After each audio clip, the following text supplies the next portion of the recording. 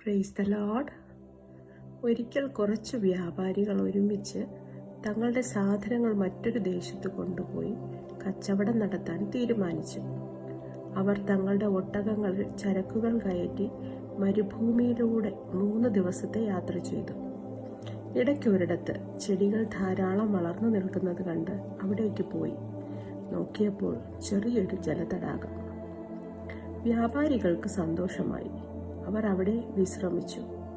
തങ്ങളുടെ ഒട്ടകങ്ങൾക്ക് ആവശ്യത്തിന് വെള്ളം കൊടുത്തു. തങ്ങൾക്കും ആവശ്യമായ വെള്ളമൊക്കെ ശേഖരിച്ച് യാത്ര തുടർന്നു. 2 ദിവസത്തെ വഴി നടന്നു കഴിഞ്ഞപ്പോൾ അവർ തങ്ങളുടെ ലക്ഷ്യസ്ഥാനത്ത് എത്തിച്ചേർന്നു. അവിടുത്തെ പ്രശസ്തമായ മാർക്കറ്റ് കണ്ടുപിടിച്ചു. തങ്ങളുടെ സാധനങ്ങൾ അവിടെ എന്ത് വിലയ്ക്ക് വിൽക്കാൻ സാധിക്കും എന്നൊക്കെ ചോദിച്ചു മനസ്സിലാക്കി.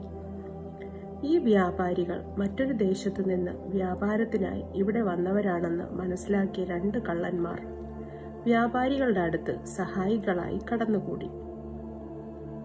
എങ്ങനെയും വ്യാപാരികളുടെ പ്രീതി സമ്പാദിക്കണം എന്ന് കരുതി അവരുടെ ചരക്കുകൾ നല്ല വിലയ്ക്ക് വിൽക്കുവാൻ അവരെ സഹായിച്ചു. നിഷ്കളങ്കരായ വ്യാപാരികൾ തങ്ങളെ സഹായിക്കുന്ന ഈ 2 പേരും കള്ളന്മാരാണെന്നും തങ്ങളെ ചതിച്ച് തങ്ങളുടെ പണം അപഹരിക്കാൻ വേണ്ടിയാണ് കൂടെ കൂടിയിരിക്കുന്നതെന്നും അറിയാതെ അവരെ ആഴമായി വിശ്വസിച്ച് തങ്ങൾ എവിടെ നിന്നു വരുന്നു എന്നുമുള്ള എല്ലാ കാര്യങ്ങളും ഈ കള്ളന്മാരായ 2 മനുഷ്യരോടും വിശദമായി പറഞ്ഞു. എല്ലാം മനസ്സിലാക്കിയ കള്ളന്മാർ എങ്ങനെയും ഈ വ്യാപാരികളിൽ നിന്നും അവരുടെ പണം മുഴുവനും കൈക്കലാക്കണം എന്ന് ചിന്തിച്ച് പദ്ധതികൾ ആസൂത്രണം ചെയ്തു. ഇതൊന്നും അറിയാതെ നിഷ്കളങ്കരായ വ്യാപാരികൾ തങ്ങളെ സഹായിച്ച ഈ കള്ളന്മാർക്ക് നല്ലൊരു തുക കൊടുക്കണം എന്ന് കരുതി എല്ലാവരും തുല്യമായി കുറച്ച് പണമെടുത്ത് ഒരുമിച്ച് ഒരു ചെറിയ സഞ്ചിയിൽ വച്ച് പൊതിഞ്ഞ് അവർക്ക് കൊടുത്തു. എന്നിട്ട് അവരോട് പറഞ്ഞു, സഹോദരന്മാരെ, ഞങ്ങളുടെ സാധനങ്ങളെല്ലാം തന്നെ നല്ല വിലയ്ക്ക് വിൽക്കാൻ സാധിച്ചത് നിങ്ങളുടെ സഹായം കൊണ്ടാണ്. അതുകൊണ്ട് ഞങ്ങളുടെ ഈ ചെറിയ സമ്മാനം നിങ്ങൾ സ്വീകരിക്കണം എന്ന് പറഞ്ഞ് ആ ചെറിയ പണസഞ്ചി കൊടുത്തു. എന്നാൽ അതവർ നിഷേധിച്ചുകൊണ്ട് പറഞ്ഞു, ഞങ്ങൾക്ക് ഈ സമ്മാനം വേണ്ട. പകരം ഞങ്ങൾ നിങ്ങളോടൊപ്പം വന്ന് നിങ്ങളുടെ നാടൊക്കെ ഒന്ന് വന്ന് കണ്ടോട്ടെ എന്ന് ചോദിച്ചു. അതിന് വ്യാപാരികൾ വളരെ സന്തോഷത്തോടെ പറഞ്ഞു, നിങ്ങളെ ഞങ്ങളുടെ നാട് കാണിക്കാനായി കൂടെ കൊണ്ടുപോകുന്നതിൽ ഞങ്ങൾക്ക് വളരെ സന്തോഷമേ ഉള്ളൂ. അടുത്ത ദിവസം തന്നെ വ്യാപാരികൾ ഈ 2 കള്ളന്മാരെയും കൂട്ടി വളരെ സന്തോഷത്തോടെ യാത്ര പുറപ്പെട്ടു. 2 ദിവസത്തെ വഴി നടന്നപ്പോൾ അവർ ആ ജലതടാകത്തിന്റെ അടുക്കലെത്തി. ഇന്ന് നമുക്കിവിടെ വിശ്രമിച്ചിട്ട് യാത്ര തുടരാം എന്ന് പറഞ്ഞ് വ്യാപാരികൾ തങ്ങളുടെ പണസഞ്ചികളൊക്കെ ഒരിടത്ത് സൂക്ഷിച്ചു വച്ചിട്ട് തങ്ങളുടെ ഒട്ടകങ്ങളുമായി തടാകത്തിലിറങ്ങി ഒട്ടകങ്ങൾക്ക് വെള്ളവും കൊടുത്ത് അവർ കുളിക്കാനും തുടങ്ങി. ഈ സമയം കള്ളന്മാരായ 2 പേരും ഞങ്ങൾ ഭക്ഷണങ്ങൾ ഒരുക്കി വയ്ക്കാം എന്ന് പറഞ്ഞ് കുറച്ചു മാറിയിരുന്നു. തങ്ങൾ കയ്യിൽ കരുതിയ ഉറക്ക ഗുളികകൾ വ്യാപാരികളുടെ പാനീയങ്ങളിൽ കലർത്തി. എന്നാൽ ഒരു വ്യാപാരി തടാകത്തിന് സമീപമുള്ള ചെറിയൊരു കുറ്റിച്ചെടിയുടെ മറവിലിരുന്ന് ഇത് കാണുന്നുണ്ടായിരുന്നു.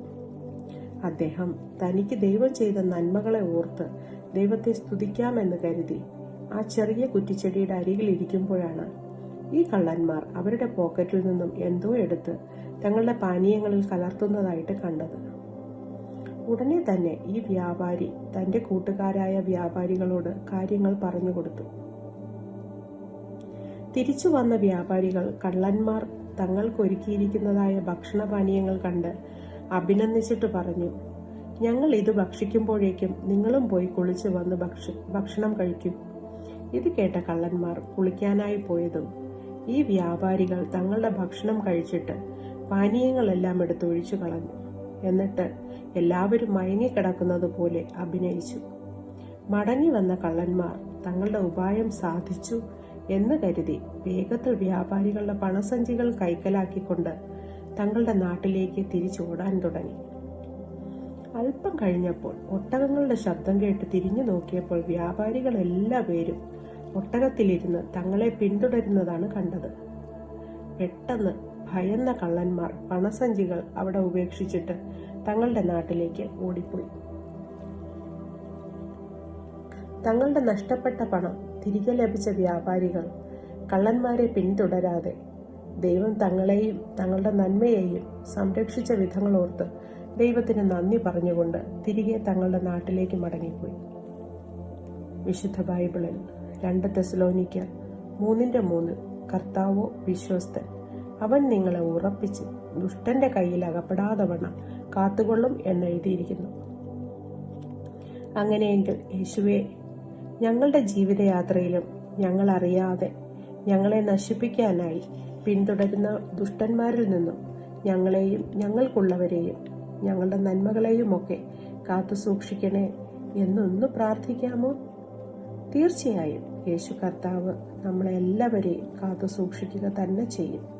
സ്വർഗീയ സന്തോഷം കൊണ്ട് യേശു കർത്താവ് നിറയ്ക്കട്ടെ എന്ന പ്രാർത്ഥനയോടെ ഗോഡ് ബ്ലസ് യു.